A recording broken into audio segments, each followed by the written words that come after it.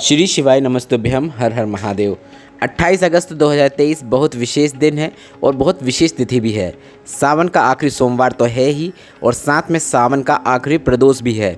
31 अगस्त 2023 को सावन का महीना पूर्ण हो जाएगा। ऐसे में इस विशेष तिथि को आप अगर गुरुजी पंडित प्रदीप मिश्रा जी के बताए विशेष प्रयोग में से एक विशेष प्रयोग भी कर देते हैं तो आप जिस उद्देश्य को मन में रखते हुए यह प्रयोग कर रहे हैं वह निश्चित पूर्ण हो जाता है। क्योंकि प्रदोष की तिथि बहुत प्रिय है शंकर भगवान को और इस दिन अगर शंकर भगवान का कोई पूजन अर्चन कर देता है तो शंकर भगवान उसे मनवांछित फल प्रदान कर देते हैं। पर एक बात तो तय है, अगर आप इस सावन के आखिरी सोमवार की आखिरी प्रदोष की इस विशेष तिथि में गुरुजी पंडित प्रदीप मिश्रा जी का बताया एक उपाय भी कर देते हैं तो आपको इस विशेष तिथि का पूरा लाभ प्राप्त होने वाला है। आप चाहो तो कोई भी एक उपाय कर सकते हैं या फिर अपनी आवश्यकता के अनुसार आप एक से अधिक उपाय भी कर सकते हैं। बढ़ते हैं पहले विशेष उपाय की ओर।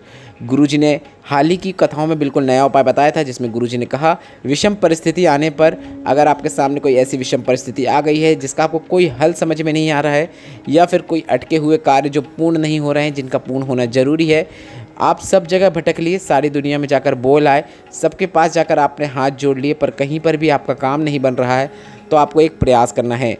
एक बेलपत्र, एक शमी पत्र और एक कनेर का पुष्प, इन तीनों चीज़ों को लेकर शिवालय जाना है। देवादिदेव महादेव को सबसे पहले आपको जल चढ़ाना है। जल चढ़ाने के बाद आप 2 या 3 प्रदोष निकलेंगी। यह उपाय करते आपकी झोलियाँ महादेव खुशियों से भर देते हैं। जल चढ़ाने के बाद आपको एक बेलपत्र, उसके बाद एक शमी पत्र, उसके बाद एक कनेर का पुष्प शिवलिंग पे अर्पित कर देना है। इस उपाय में आपको इस बात का ध्यान रखना है कि पहले जल चढ़ाना है, उसके बाद ही इन सभी सामग्री को अर्पित करना है। एक बेलपत्र, एक शमी पत्र, एक कनेर का पुष्प। यह उपाय गुरुजी ने 2 से 3 प्रदोष करने को कहा है और इस विशेष तिथि के विशेष प्रदोष में इस उपाय को करने की शुरुआत आपको इससे अच्छा अवसर कभी देखने को नहीं मिलेगा। तो यह विशेष तिथि है, विशेष प्रदोष है, इसलिए सावन के इस प्रदोष में इस उपाय को करने की आप शुरुआत कर सकते हैं। 2 या 3 प्रदोष उपाय करके देखिएगा, आपके अटके हुए कार्य पूर्ण होंगे, विषम परिस्थितियों से आप बाहर आएंगे। बढ़ते हैं दूसरे विशेष उपाय की ओर। गुरुजी ने कहा आपको एक नियम बनाना है प्रदोष का। गुरुजी ने सभी से प्रदोष में एक विशेष नियम बनाने को हाल ही की कथाओं में कहा है। गुरुजी ने कहा प्रत्येक प्रदोष के दिन आपको शंकर भगवान के मंदिर में एक दीपक प्रज्वलित करना है। शंकर भगवान के मंदिर में अगर आप दीपक प्रज्वलित कर रहे हैं तो उसमें आप गोल बाती का उपयोग कर सकते हैं और गुरुजी ने यह नियम बनाने को सभी से कहा है। गुरुजी ने कहा कि आपको भोलेनाथ के मंदिर में एक दीपक प्रज्वलित करना है और दूसरा दीपक आपको अपने घर के मुख्य द्वार के बाहर प्रज्वलित करना है। मतलब मुख्य द्वार के बाहर इस प्रकार से दीपक प्रज्वलित करें कि आपका मुख घर की ओर हो और दीपक आपको अपने सीधे हाथ की ओर लगाना है। इस प्रकार से 2 दीपक आपको प्रदोष में लगाना शुरू कर देना है। प्रत्येक प्रदोष में लगाइए।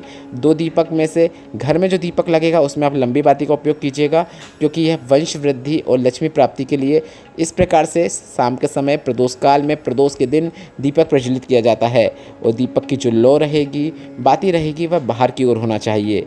इस प्रकार से आपको दीपक प्रज्वलित करना है। आपके घर में कभी भी धन्य धान्य की कोई कमी नहीं रहने वाली है और जीवन में सुख समृद्धि की वृद्धि होती है। इसलिए गुरुजी ने सभी से इस सावन के महीने से या फिर आने वाले साल भर में जितनी भी प्रदोष में सभी में आपको इस विशेष नियम को अपने जीवन में उतारने को कहा है। बढ़ते हैं तीसरे विशेष उपाय की ओर। सत्यम शिवम सुंदरम शिव महापुराण कथा में गुरुजी ने एक बिल्कुल नए उपाय की जानकारी दी थी जिसे आपको इस सावन के आखिरी सोमवार को करना है। क्योंकि यह उपाय सोमवार से ही किए जाते हैं, मतलब सिर्फ सोमवार के सोमवार करना है। प्रत्येक सोमवार में उपाय करने होते हैं और गुरुजी ने यह उपाय आपको 5 से 7 सोमवार करने को कहा है। और अगर इस उपाय की करने की शुरुआत आपने अगर अभी तक नहीं की है तो इस सावन के आखिरी सोमवार से आप शुरुआत कर सकते हैं। वर्ष भर किसी भी 5 से 7 सोमवार में आप यह उपाय कर सकते हैं। काफ़ी विशेष और सरल और आसान उपाय है। यह उपाय विषम परिस्थितियों से बाहर आने के लिए किया जाता है, अटके हुए कार्यों को पूर्ण करने के लिए किया जाता है। शिवलिंग पर जो जो जगह गुरुजी ने बताई है वहाँ आपको बेलपत्र अर्पित करके वहाँ पर आपको जल अर्पित करना है। सबसे पहले आपको गणेश भगवान के स्थान पर बेलपत्र अर्पित करना है। इसके बाद इसके ऊपर आपको थोड़ा सा जल अर्पित कर देना है। इसके बाद आपको शरण्य कार्तिकेय भगवान के स्थान पर बेलपत्र अर्पित करना है। इसके बाद उसके ऊपर भी थोड़ा सा जल अर्पित कर देना है। एक कलश का जल ही सभी जगह आप थोड़ा थोड़ा अर्पित कर सकते हैं। इसके बाद आप माता अशोक सुंदरी के स्थान पर बेलपत्र अर्पित करें। इसके बाद यहाँ पर भी थोड़ा सा जल अर्पित कर दें। इसके बाद आप माता पार्वती के हस्तकमल शिवलिंग का जो कटीय भाग होता है वहाँ पर बेलपत्र अर्पित करें और इसके बाद उस बेलपत्र में भी थोड़ा सा जल अर्पित कर दें।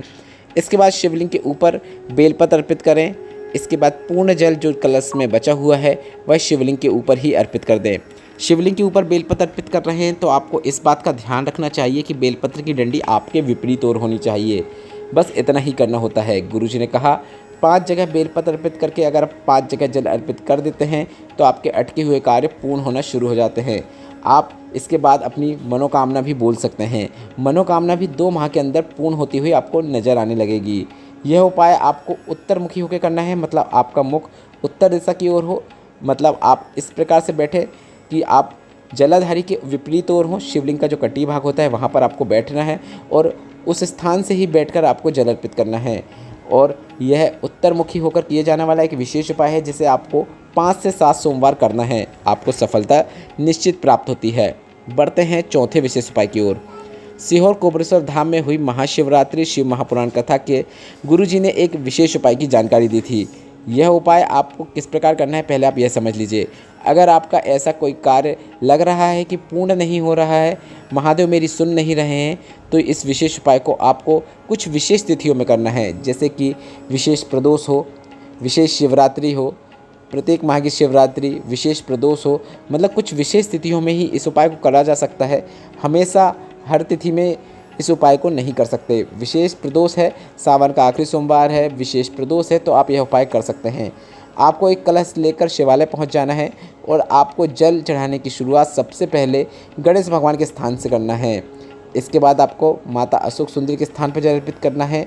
इसके बाद आपको शरणानन कार्तिकेय भगवान के स्थान पर जल अर्पित करना है। जी हाँ, मैंने गणेश भगवान के बाद शरणानन कार्तिकेय नहीं कहा है, मैंने माता अशोक सुंदरी कहा है, क्योंकि इस उपाय के अंतर्गत गुरुजी ने भी ऐसा ही कहा था। इसके बाद जब शरणानन कार्तिकेय भगवान के स्थान पर आपने जल अर्पित कर दिया, उसके बाद आपको माता पार्वती के हस्तकमलों पर जल अर्पित करना है।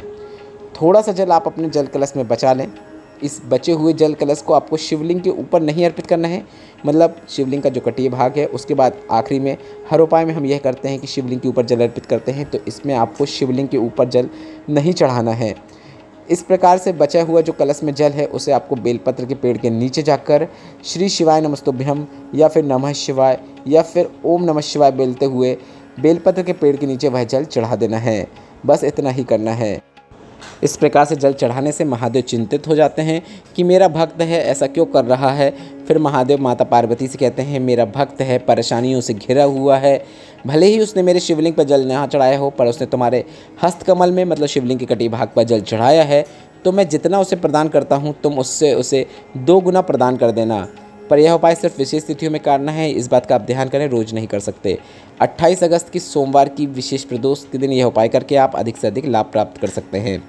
बढ़ते हैं 5वें और अंतिम विशेष उपाय की ओर। तीर्थों की गुरु की भूमि पुष्कर राजस्थान में गुरुजी ने एक सावन में किए जाने वाले विशेष उपाय को बताया था। अगर 32, 37, 38, 40, 42 साल के हो गए हो, शादी नहीं हो रही है, तो सावन में आपको 2 कलश से जल अर्पित करना है। पर 2 कलश से जल अर्पित करने की शुरुआत आपको शिवलिंग में जो माता अशोक सुंदरी का स्थान है वहाँ से करना है और पूर्ण जल आपको शिवलिंग के ऊपर अर्पित कर देना है।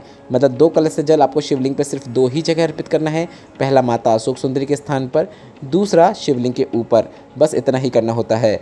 जल अर्पित करते समय श्री शिवाय नमस्तुभ्यम या फिर नमः शिवाय या फिर ओम नमः शिवाय बोल सकते हैं। गुरुजी ने कहा यह नियम अगर आप सावन के महीने में सिर्फ बना लेते हैं, 3 से 4 या फिर 5 से 7 दिन बना लेते हैं, तो अगर आप 7 दिन भी लगातार यह जल शिवलिंग पे अर्पित कर रहे हैं तो 3 से 4 माह में आपका विवाह के योग बन जाते हैं और आपका मंगल विवाह होता है। बस इतना ही करने से शीघ्र विवाह की प्राप्ति होती है, मंगल विवाह की प्राप्ति होती है, अच्छे रिश्ते की प्राप्ति होती है। अगर आप यह उपाय कर रहे हैं तो काफ़ी अच्छी बात है। अगर घर का कोई सदस्य कर रहा है तो उनका नाम और गोत्र बोलते हुए भी यह उपाय कर सकता है। इस वीडियो में बताया गया उपायों से संबंधित अगर अभी भी आपके मन में कोई प्रश्न हो तो वे प्रश्न आप कमेंट के जरिए पूछ सकते हैं। मेरे द्वारा दी गई जानकारी अगर आपको उपयोगी लगी हो तो इस वीडियो को लाइक करके कमेंट बॉक्स में हर हर महादेव टाइप करना मत भूलिएगा। श्री शिवाय नमस्तुभ्यम। हर हर महादेव।